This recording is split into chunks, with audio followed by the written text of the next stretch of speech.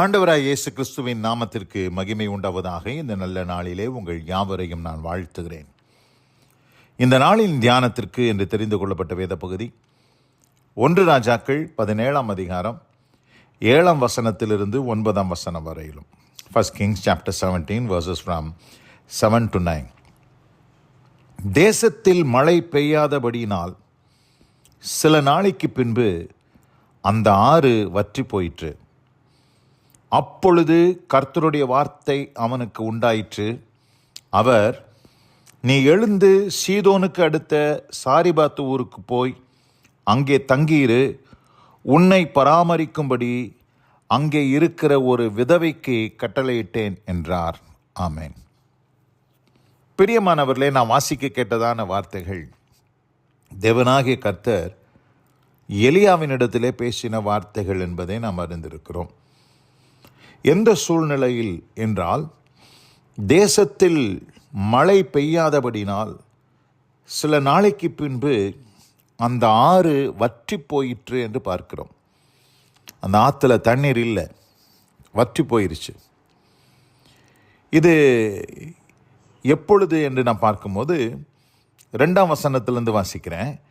பின்பு கர்த்தருடைய வார்த்தை அவனுக்கு உண்டாயிற்று. அவர் எலியாவை நோக்கி, நீ இவ்விடத்தை விட்டு கீழ் திசையை நோக்கி போய் யோர்தானுக்கு நேரே இருக்கிற கேரித் ஆற்றண்டையிலே ஒளித்து கொண்டிரு. இங்கே ஆண்டவர் எங்கே போய் ஒளித்து கொண்டிருக்க சொல்கிறார் எலியாவை? கேரித் ஆற்றண்டையில் போய் ஒளித்து கொண்டிருன்னு சொல்கிறார்.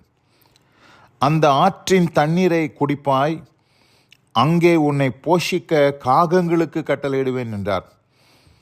அவன் போய் கர்த்தருடைய வார்த்தையின்படியே யோர்தானுக்கு நேரே இருக்கிற கேரித் ஆற்றண்டையிலே தங்கியிருந்தான். காகங்கள் அவனுக்கு விடியற்காலத்தில் அப்பமும் இறைச்சியும் சாயங்காலத்தில் அப்பமும் இறைச்சியும் கொண்டு வந்தது.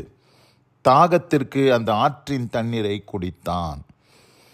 இப்படி தான் எலியாவை ஆண்டவர் போஷித்து கொண்டிருந்தார். ஆனால் தேசத்தில் பஞ்சம் கொடியதாக மாறினபடினால் அந்த ஆற்றின் தண்ணீர் வற்றி போயிற்று. கேரித் ஆற்று தண்ணீர் வற்றி போயிடுச்சு. வற்றி போன உடனே எலியாவுக்கு என்ன பண்ணுறனே தெரியல. சில நேரத்தில் இந்த எலியாவின் வாழ்க்கையில் நடந்தது போல் நம்முடைய வாழ்க்கையிலும் நடப்பது உண்டு. இங்கே எலியா ரொம்ப கம்ஃபர்டபுளாக இருக்கிறார். கேரித் ஆற்றண்டையில் இங்கே குடியிருக்கிறாரு. அங்கே காலையிலும் சாயங்காலத்திலும் காகங்கள் அவருக்கு அப்பத்தையும் இறைச்சியும் கொண்டு வந்து தருது. தேசமெல்லாம் பஞ்சம். ஆனால் இவருக்கு மாத்திரம் பார்த்திங்கன்னா அப்பமும் இறைச்சியும் காலையிலும் மாலையிலும் சரியான டயட்டு அவருக்கு கிடைக்குது. அதை நல்லா சாப்பிட்டுட்டு கம்ஃபர்டபுளாக இருக்கிறார். அவருடைய காரியங்களெல்லாம் எதை டிபெண்ட் பண்ண ஆரம்பிச்சிட்டாருன்னா, காலையிலும் காக்கா வரும், சாயங்காலத்திலும் காக்கா வரும். இந்த காகங்களை நம்பி வாழ ஆரம்பித்து விட்டார்.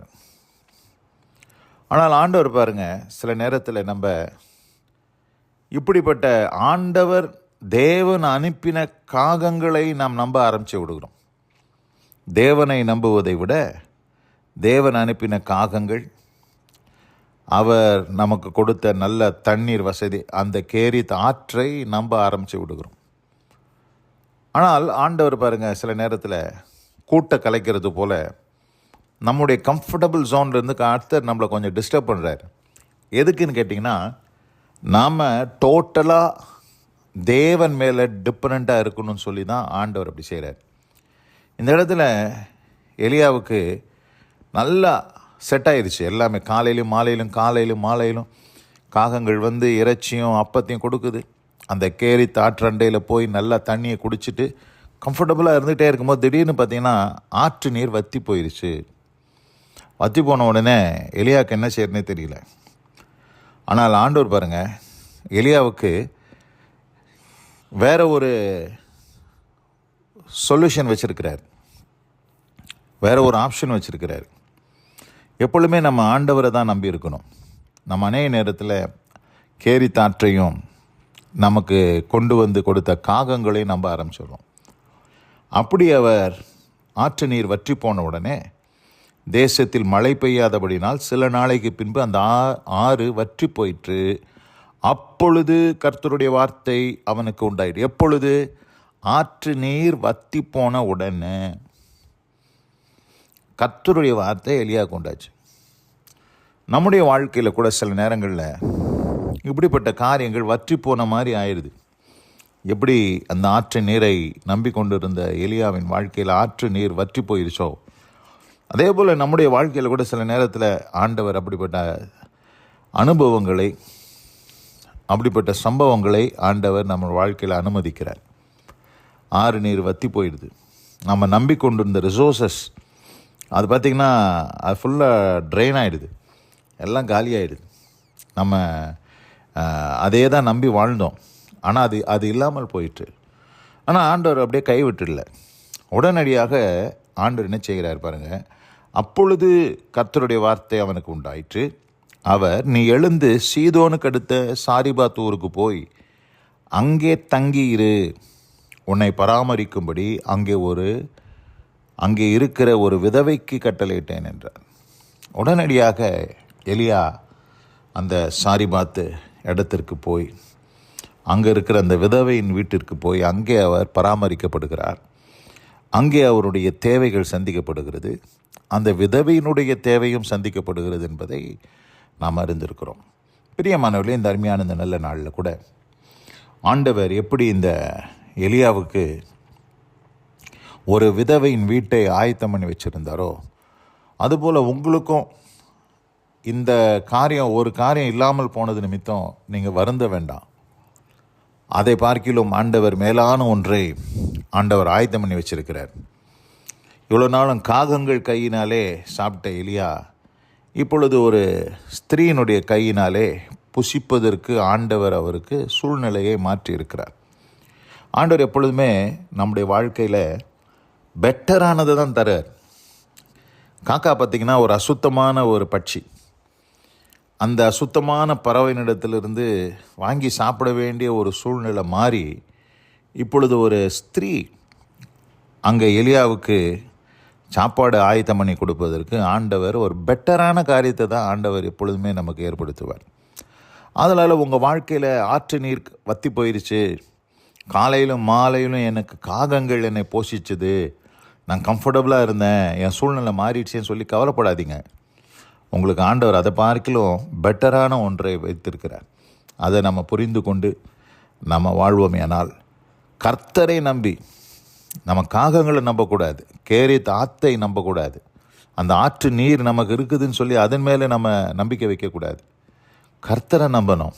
கர்த்தரை நம்பும் போது ஆண்டவர் நமக்கு இந்த ஆற்று நீர் வற்றி போனாலும் நமக்கு ஒரு விதவையின் வீட்டை கர்த்தர் ஆயத்தம் பண்ணி வச்சிருக்கிறது போல உங்களுக்காக மேலானதொன்றை ஆயத்தம் பண்ணி வைத்திருக்கிறார். நன்மையானதை கர்த்தர் தருவார். தர்மியான இந்த ஆசீர்வதிக்கப்பட்ட இந்த காலை வேளையில் இந்த வசனத்தை கேட்டவங்க ஒவ்வொருவரையும் கர்த்தர் தாமே ஆசீர்வதித்து காப்பாராக. God bless you all. அமேன், அமேன்.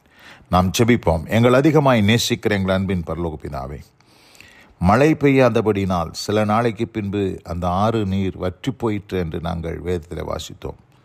ஆனால் கர்த்தர் எலியாவை அப்படியே விட்டு விடாமல் அவனுக்காக சீதோனுக்கு அடுத்த சாரிபாத் ஊருக்கு போய் அங்கே தங்கியிரு, உன்னை பராமரிக்கும்படி அங்கே ஒரு விதவைக்கு கட்டளையிட்டேன் என்று சொன்ன வார்த்தையின்படியாக கர்த்தர் வேறொன்றை ஆயத்தம் பண்ணி வைத்தது போல இந்த நாளிலே வசனம் கேட்ட பிள்ளைகளின் வாழ்க்கையில் சில காரியங்கள், சில ரிசோர்ஸஸ் எல்லாம் அவங்க வாழ்க்கையில் குறைந்து இல்லாமல் போயிருக்கலாம். ஆனால் அதை பார்க்கிலும் மேலானதொன்றை கர்த்தர் வைத்திருக்கிறீர். அந்த மேலானதொன்றை பார்ப்பதற்கு அவர்கள் உம்முடைய முகத்தை நோக்கி பார்க்க, உம்மை நம்பிக்கொண்டு இருக்க கர்த்தர் கிருபை செய்தருளும். ஆசீர்வதிப்பீராக. இயேசு கிறிஸ்துவின் வல்ல நாமத்தில் பிதாவே. ஆமென், ஆமென்.